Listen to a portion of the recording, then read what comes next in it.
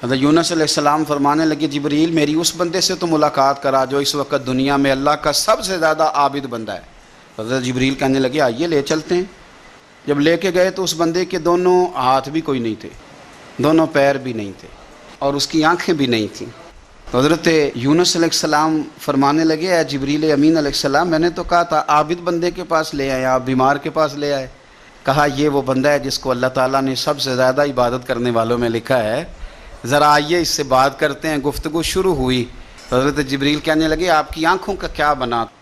तो वो कहने लगा जब तक मेरे रब ने चाहा मैं दुनिया देखूं उसने दिखाई, और जब उसने कहा कि अब तेरे लिए बेहतर नहीं तो वो आंखें ले गया।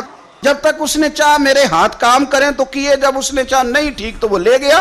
जब उसने चाहा मेरे पैर चले तो पैर चलते रहे, लेकिन अब रब भी चाहता है ना चले, तो अगर वो चाहता है नहीं चले तो ठीक है, हम भी चाहते हैं ना ही चले।